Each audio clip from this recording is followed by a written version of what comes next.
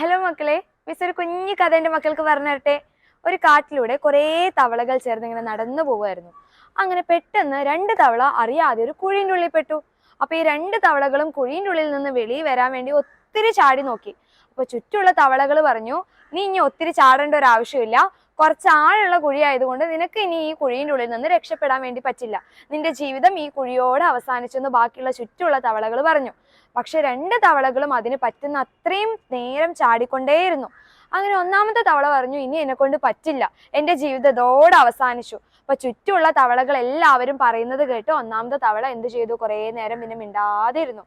പക്ഷെ രണ്ടാമത്തെ തവള ഇതൊന്നും കേൾക്കാതെ ചാടിക്കൊണ്ടേയിരുന്നു. ഇതിന് പറ്റുന്ന അത്രത്തോളം ഇങ്ങനെ ഒത്തിരി സമയത്തോളം ഇങ്ങനെ ചാടിക്കൊണ്ടേയിരുന്നു. അപ്പൊ ചുറ്റുമുള്ള തവളകൾ എല്ലാവരും പറയുന്നുണ്ട്, നീ ഇനി വെറുതെ ചാടി നിന്റെ എനർജി ഒന്നും കളയണ്ട, നിന്നെ കൊണ്ട് ഇത് പറ്റില്ല, നീ എന്ത് ചെയ്യും ഉപേക്ഷിക്കുക, നിന്റെ ഈ ഒരു ശ്രമം നീ ഉപേക്ഷിക്കുക. പക്ഷെ ഈ തവള ഇതൊന്നും കേൾക്കാതെ വീണ്ടും വീണ്ടും ചാടിക്കൊണ്ടേയിരുന്നു.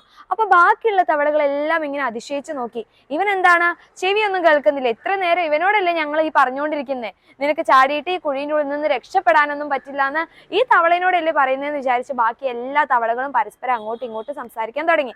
അങ്ങനെ അവസാനം നമ്മുടെ രണ്ടാമത്തെ തവള ഒരൊറ്റ ചാട്ടം ചാടിയതും കുഴീൻ്റെ ഉള്ളിൽ നിന്ന് തവള മുകളിലോട്ട് വന്നു. അപ്പൊ ബാക്കിയുള്ള തവളകളെല്ലാം ഞെട്ടിപ്പോയി. പക്ഷെ എന്താണ് ഈ ഒരു കഥയിലെ ട്വിസ്റ്റ് എന്ന് വെച്ച് കഴിഞ്ഞാല്, നമ്മുടെ ഈ രണ്ടാമത്തെ തവളയ്ക്ക് ചെവി കേൾക്കില്ലായിരുന്നു. അപ്പൊ ഈ രണ്ടാമത്തെ തവള വിചാരിച്ചത് ബാക്കി എല്ലാ തവളകളും ഇവനെ പ്രോത്സാഹിപ്പിക്കാന്ന് വിചാരിച്ചിട്ടുള്ളത്. നിന്നെ കൊണ്ട് പറ്റില്ല എന്ന് പറയുന്ന സമയത്ത് തവളയ്ക്ക് ചെവി കേൾക്കാത്തതുകൊണ്ട് തവള വിചാരിച്ചു, നീ കേറ്, നിന്നെ കൊണ്ട് പറ്റും, നീ എങ്ങനെയെങ്കിലും ട്രൈ ചെയ്യുന്നായിരുന്നു നമ്മുടെ രണ്ടാമത്തെ തവള വിചാരിച്ചിട്ടുണ്ടായിരുന്നത്. അപ്പൊ ഇതേപോലെയാണ് നമ്മുടെ ലൈഫിൽ ഉണ്ടാവുന്ന ഓരോ സിറ്റുവേഷൻ അല്ലേ. പക്ഷെ എൻ്റെ മക്കൾക്ക് ഇതുപോലുള്ള ഒരു സിറ്റുവേഷൻ ഒന്നും ഉണ്ടായിരിക്കില്ല. കാരണം നിങ്ങളുടെ എല്ലാ കഴിവിനെയും എൻകറേജ് ചെയ്യാൻ വേണ്ടിയിട്ടും പ്രോത്സാഹിപ്പിക്കാൻ വേണ്ടിയിട്ടും എക്സാം ഇന്നർ ടീം ഉണ്ട്. ഇപ്പൊ പഠന കാര്യത്തിലായി കഴിഞ്ഞാലും എക്സ്ട്രാ കാര്യങ്ങളായി കഴിഞ്ഞാലും അതിന് വേണ്ടിയിട്ടാണ് നിങ്ങൾക്ക് ഗിഫ്റ്റ് ബോക്സ് സീരീസ് ഒക്കെ ഉള്ളത്. അപ്പൊ നിങ്ങളുടെ എക്സ്ട്രാ കാര്യങ്ങളും എക്സ്ട്രാ ക്രിയേറ്റിവിറ്റിയും ഇതിനെ എല്ലാത്തിനെയും എൻകറേജ് ചെയ്യാൻ വേണ്ടിയിട്ട് എക്സാം ഇന്നർ ഫാമിലി എൻ്റെ മക്കളുടെ കൂടെ തന്നെ ഉണ്ട്. അപ്പൊ എല്ലാ കാര്യമായിക്കോട്ടെ, പഠനമായിക്കോട്ടെ, നിങ്ങളുടെ എല്ലാ കാര്യം സ്റ്റഡിയുമായിട്ട് റിലേറ്റ് ചെയ്തിട്ടുള്ള എല്ലാ കാര്യങ്ങൾക്കും അപ്പൊ എന്നും എക്സാം വിന്നർ എൻ്റെ മക്കളുടെ കൂടെ തന്നെ ഉണ്ടായിരിക്കും. അപ്പൊ എന്നും കറക്റ്റ് ആയിട്ട് നമ്മുടെ ക്ലാസ്സസ് ഒക്കെ കാണുക, കറക്റ്റ് ആയിട്ട് നോട്ട്സ് ഒക്കെ എഴുതുക, നല്ല കുട്ടികളായിട്ട് പഠിക്കുക. അപ്പൊ ഇതുവരെ നമ്മുടെ ചാനൽ ഒന്നും സബ്സ്ക്രൈബ് ചെയ്യാത്ത മക്കളുണ്ടെങ്കിൽ വേഗം പോയിട്ട് ചാനലൊക്കെ സബ്സ്ക്രൈബ് ചെയ്യുക. ദെൻ ഇത് കൂടാതെ തന്നെ എൻ്റെ മക്കൾക്ക് വേണ്ടിയിട്ട് നമ്മൾ പുതിയ ബാച്ച് ഒക്കെ സ്റ്റാർട്ട് ചെയ്യാണ്.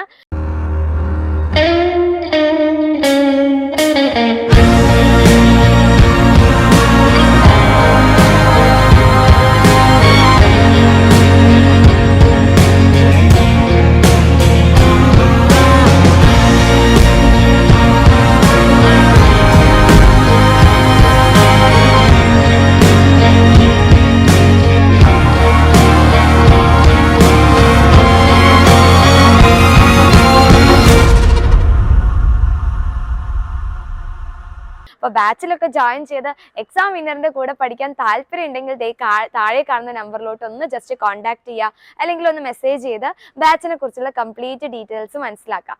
ഓക്കെ, അപ്പൊ എല്ലാ കാര്യങ്ങൾക്കും നിങ്ങളുടെ കൂടെ എക്സാം വിന്നർ ഉണ്ടായിരിക്കും കേട്ടോ.